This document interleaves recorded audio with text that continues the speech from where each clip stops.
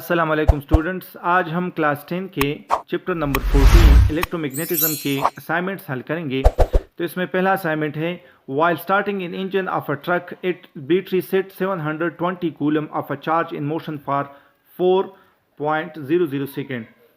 एक ट्रक के इंजन को स्टार्ट करने के लिए बैटरी जो है वो 720 कूलम की लगाई जाती है और मोशन 4 सेकंड के लिए। How much current is flowing, तो इन 4 सेकंड्स में कितनी करंट जो है वो फ्लो करती है। तो चार्ज हमारे पास जो है वो 720 कूलम है, टाइम जो है वो 4 सेकंड है।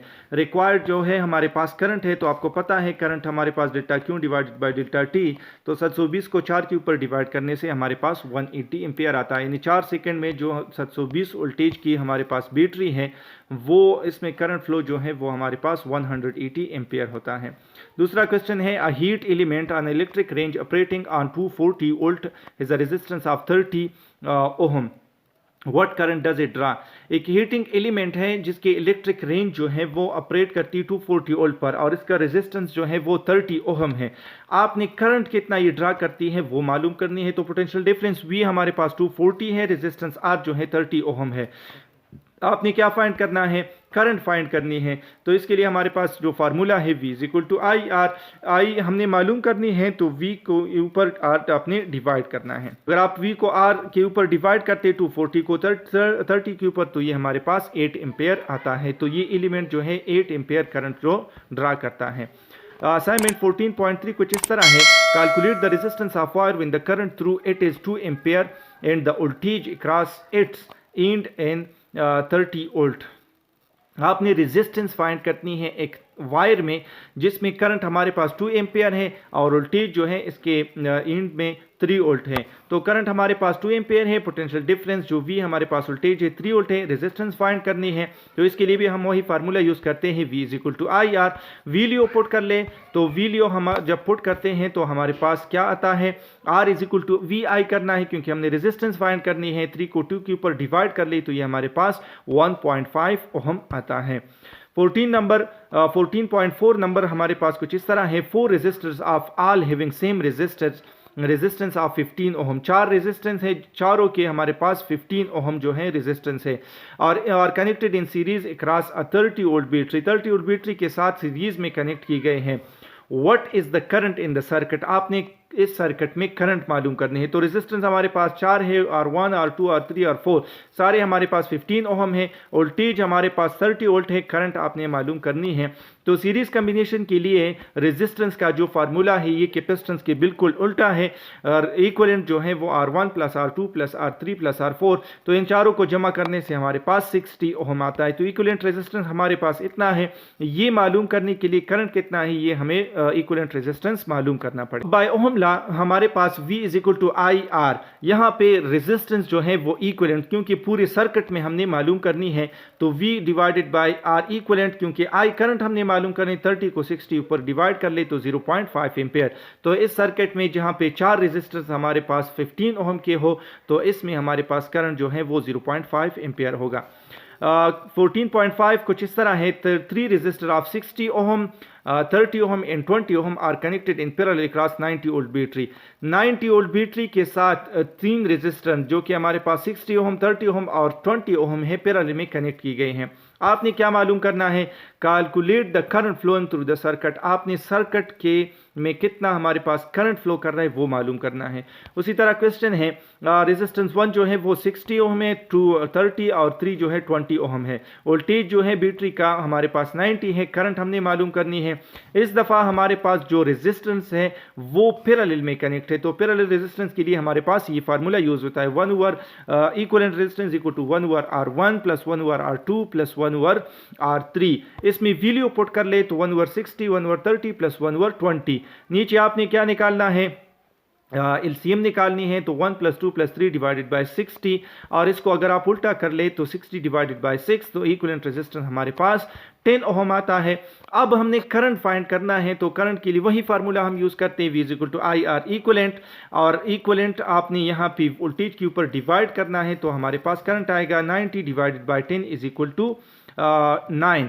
तो इसमें हमारे पास जो करंट है वो हमारे पास 9 एम्पियर का। क्वेश्चन नंबर 6 कुछ इस तरह है, assignment 6, for how long for how long a cloth dryer is operated if it uses 32. Question assignment number 14.6 कुछ इस तरह है, for how long a cloth dryer is operated, कितनी देर तक क्लॉथ ड्रायर, क्लॉथ्स को, कपड़ों को खुश करने वाला जो मशीन है वो ऑपरेट हुआ है, if it uses 32 kilo joule of energy to dry clothes at 220 volt. अगर इसको हमने यूज़ किया है 220 वोल्ट पे और इसने 32 किलो जूल एनर्जी यूज़ की है, running 16 ampere of current through it, और इसमें करंट जो है वो आपके पास 16 एम्पियर है। तो देख ले एनर्जी इसने यूज़ की है 32 किलो जूल, जो कि हमारे पास 32 मल्टीप्लाई 10 पावर 3 जूल बनती है, वोल्टेज 220 है और करंट 16 एम्पियर है। आपने इसका टाइम ऑफ ऑपरेटिंग, ये ड्रायर कितनी देर तक चला है वो आपने फाइंड करनी है। तो आपको पता है कि एनर्जी जो कंज्यूम होती है किसी भी हमारे पास इलेक्ट्रिक अप्लायंस में, वो I multiplied by T multiplied by V बराबर है, यानी करंट और वोल्टेज और टाइम को हम मल्टीप्लाई करते हैं तो इससे हमारे पास एनर्जी कंज्यूम आती है। लेकिन यहाँ पे हमने टाइम मालूम करना है, तो टाइम को यहाँ अकेला छोड़ दें और V और I को इधर आके एनर्जी के ऊपर डिवाइड कर ले। तो एनर्जी जो हमारे पास कंज्यूम हुई 32 मल्टीप्लाई 10 पावर 3 है और I जो हमारे पास 16 है, वोल्टेज 220 है। तो नीचे मल्टीप्लाई करने से 3520 आता है और 32 के ऊपर डिवाइड करने से 0.00909 आता है, मल्टीप्लाई 10 पावर 3। अगर आप इसके साथ मल्टीप्लाई कर ले तो टाइम हमारे पास 9.09 सेकंड आता है। बहुत सिंपल सा क्वेश्चन है। क्वेश्चन नंबर असाइनमेंट नंबर 14.7 की तरफ बढ़ते हैं। Calculate the resistance of 40 watt automobile headlight design for 12 volt. आपने रेजिस्टेंस फाइंड करनी है 40 वाट ऑटोमोबाइल की हेडलाइट, यानी गाड़ियों की जो हेडलाइट है वो 40 वाट है। आपने उसकी रेजिस्टेंस मालूम करनी है जो कि 12 वोल्ट के ऊपर चलती है। तो पावर हमारे पास 40 वाट है, वोल्टेज हमारे पास 12 वोल्ट है, आपने रेजिस्टेंस फाइंड करनी है। तो इसके लिए आपको पता है P = IV। इसको अगर हम मॉडिफाई करते हैं तो P = V²/R। IV की जगह जो हम यूज़ कर सकते हैं V²/R, लेकिन यहाँ पे V²/R इसलिए यूज़ करते हैं कि जो हमारे पास गिवन डेटा इसमें P, V और R हमें गिवन है। R हमने फाइंड करना है और P और V हमें गिवन है। तो R हमने फाइंड करना है, V²/P कर ले। V हमारे पास 12 है और इसको स्क्वायर लेंगे और फिर 40 के ऊपर इसको डिवाइड कर लेंगे। डिवाइड करने से 144, 12 स्क्वायर का हमारे पास 144 डिवाइडेड बाई 40 आता है, जो कि हमारे पास 3.6 ओम बनता है। 14.8 असाइनमेंट कुछ इस तरह है। 100 watt bulb is left on.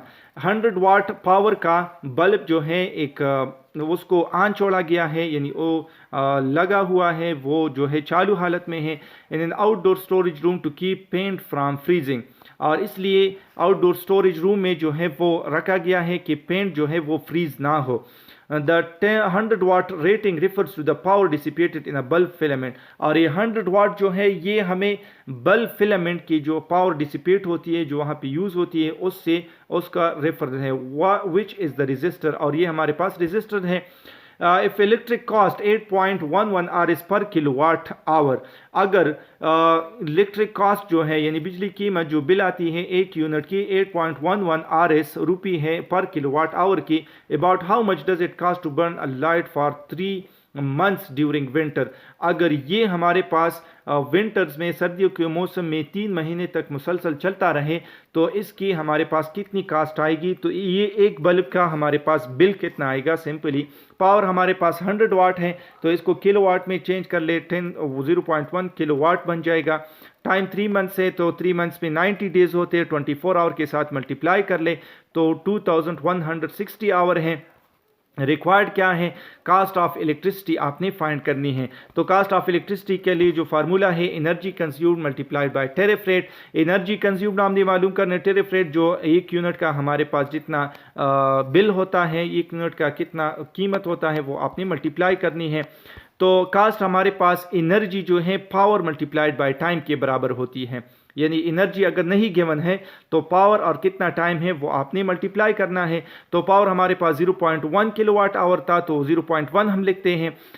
Time जो है वो घंटों के हिसाब से आपने यहाँ पे लिखना है जो कि हमारे पास 2160 है, और टेरिफ रेट जो है वो 8.11 है, यानी एक यूनिट का जो हमारे पास 8.11 है। तो इसकी कास्ट क्या आएगी 1751.76 रुपये। तो अगर 3 महीनों तक मुसलसल ये 100 वाट बल्ब जलता रहा तो 90 दिन में 1751 रुपये का खर्चा करेगा। होप आप लोग को समझ आया होगा। इंशाल्लाह इसकी अगली वीडियो न्यूमेरिकल क्वेश्चंस की होगी, इस तरह हम इसको हल करेंगे। अगर वीडियो आपको पसंद आई तो प्लीज़ इसको लाइक कर ले, ज़्यादा से ज़्यादा शेयर कर ले और सब्सक्राइब करना ना भूलें।